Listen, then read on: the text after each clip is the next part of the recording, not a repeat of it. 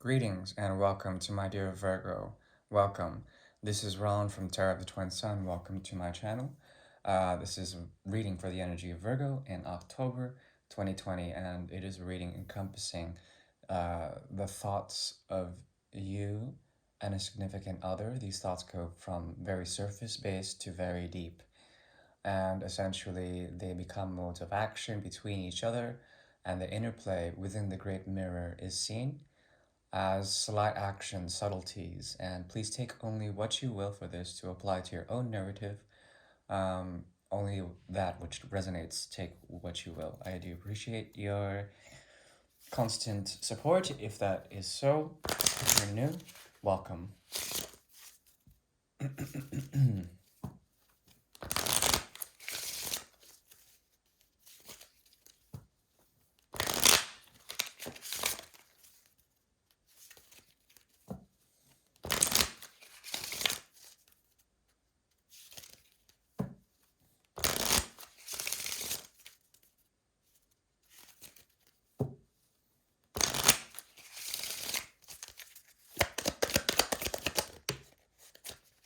Okay, interesting.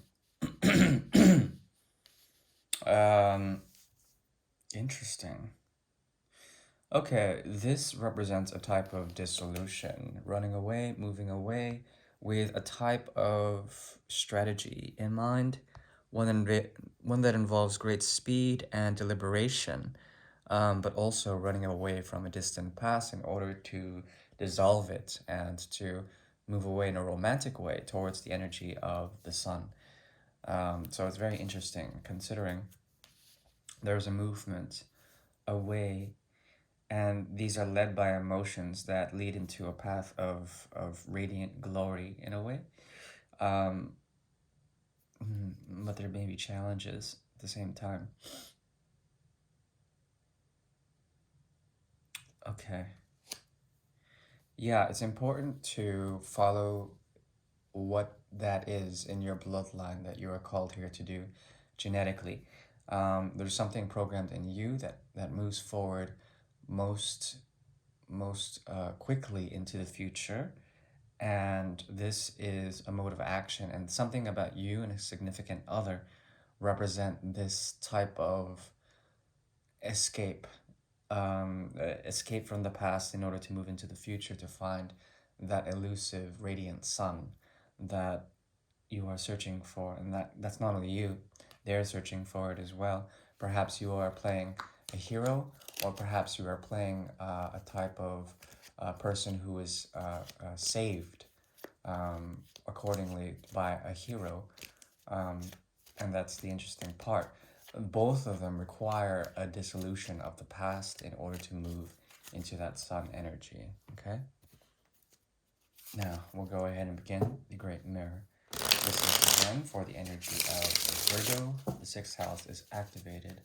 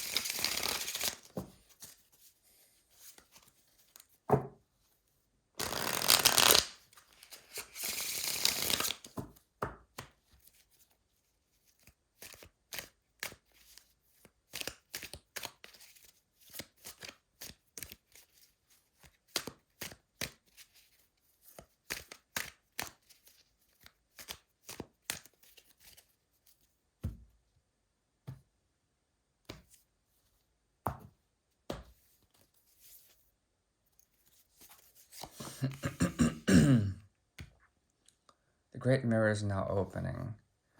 There's something about you that has gone through a period of great nostalgia to understand something that has occurred in the past, something in which you felt like there was nothing to be had, nothing at all, but then there still was a great deal of exchange, at least when it comes to emotional currency within the connection.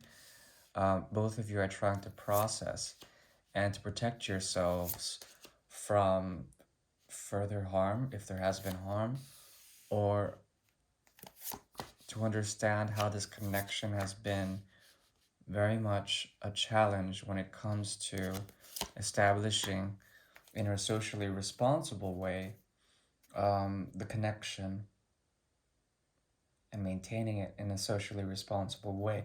There's a lot of lessons here that has to do with the energy of Saturn as well as the energy of Uranus. Okay. Um, the challenge is also the lesson through the other, through justice through the other, through trying to understand through the other how to balance out certain things in an aesthetic and most pleasing way for all those concerned. But there are challenges here, and I think you are playing more of the agent of clarity, of trying to clarify the situation, curate it so that things orchestrate accordingly.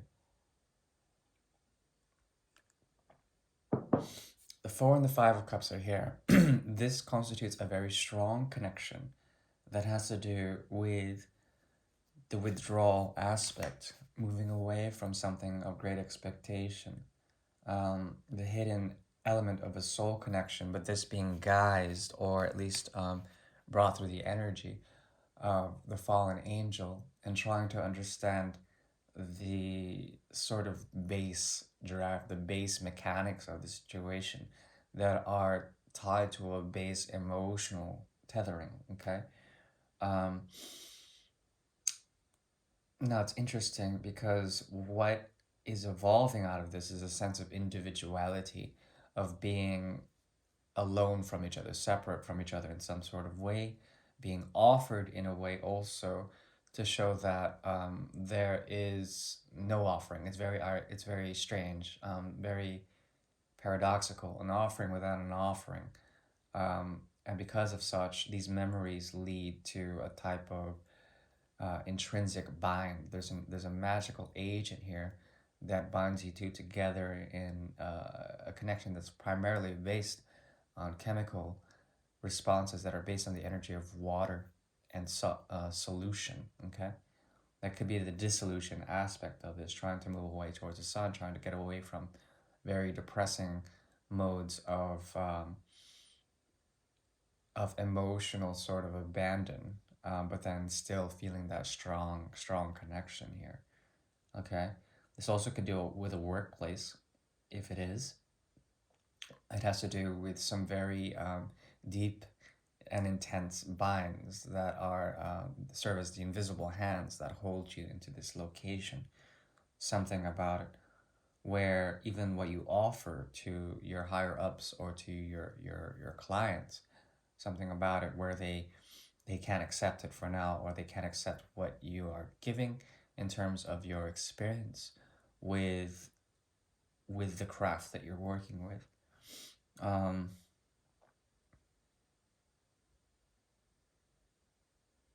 I think there's a sense of also questioning the overall loyalty on one end.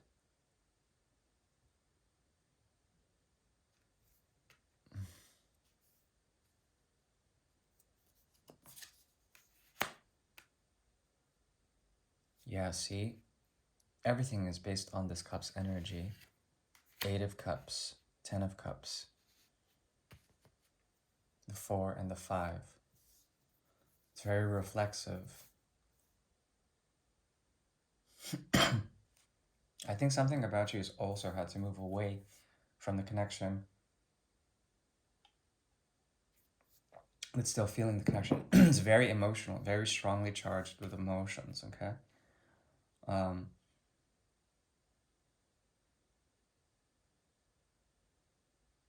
a sense of happiness here and a sense of soul camaraderie here. There's a sense of all of this,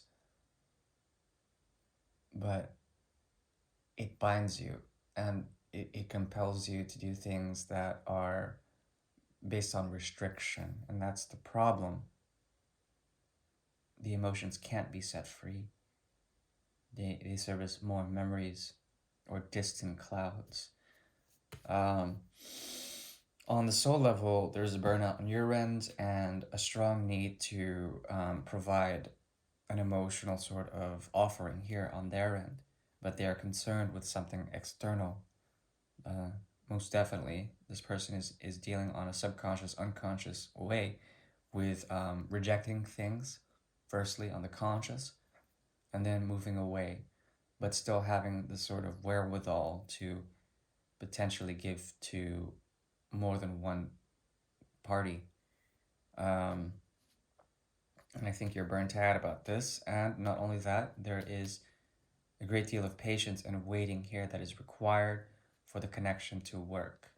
But it could take forever. And that's the trick, isn't it?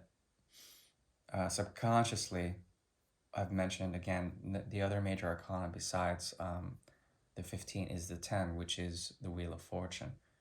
Um, this has to do with the energy of, yes, structures, but also the random tangential sort of movement of the wheel that spins things off, that casts them off. It's very Uranian. So changes can occur that are very difficult to find stability within, but also you are dealing with some um, major sort of reconstitutions of your own social makeup, of how you are represented within the world and also within this connection. And there's like a sort of switching. In one way, you're a leader and you've moved away in order to show an example. This person is trying to mimic you, but more through a numb sort of distance, a numbing quality, in order so that they don't feel things. But I think you do, and perhaps this is going to shift in the future. Okay, it's a possibility. um, you you sort of like really embracing the fact that you have gone, and what occurs is that no longer is there regret about that sort of movement. Okay, um, it's a possibility. On their end, they have the Knight of Rods, and there's this sort of in and out energy, and that's what they want. I think you want things to change in a very drastic and fortuitous way that should help you actually sort of provide more for your own path, your own career, whatever that may be. At the same time, there is the Two of Swords here, combined with the sword that justice holds. Okay, so indecision, or perhaps mutability, or perhaps the ability to live two truths, or communication that comes from self and becomes a conflict in terms of binary decision making, morality. There are emotions here that are being suppressed and that are being sort of understood through truth, but then the truth brings you that sort of pain through the energy of knowing something is karmic, or through that something has to be done to preserve a sense of justice within the situation. It's very difficult considering there is no true way to understand or discern the truth about this, and that's what's trying to be reached accordingly for both of you. This person is very much based on experience. You are based more on the lessons that come from the shift of your social understanding within this connection. Okay? And I think you very soon will have either fortuitous rise or fortuitous fall accordingly. And this will provide the sort of dynamism you need in order to reform your life or your situation with this person. Okay?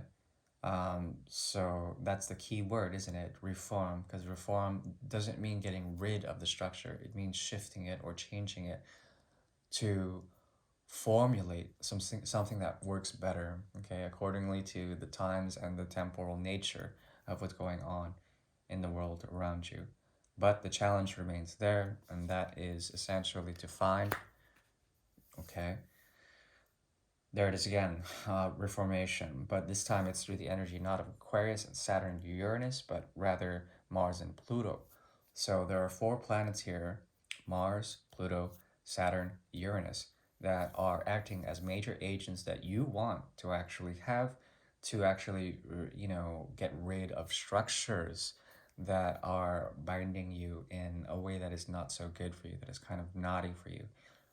there's a need to find balance and equilibrium. This person also would embrace a fact in the future that has to do with their own sort of ego demise. Three of Swords emerges out of their stagnation, and through this, they understand through the other, that is you, that there's something that they have lost as well.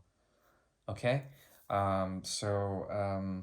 yeah, that's just a bit of what I have to offer for you, my dear Virgo, the energy of Virgo in the month of October 2020. I do thank you. Please like, share, and subscribe if you will. And if you would like to reach me for more of a private reading, I am available through email. I appreciate your constant and supportive gestures when it comes to the channel and its work. Thank you. Bye bye.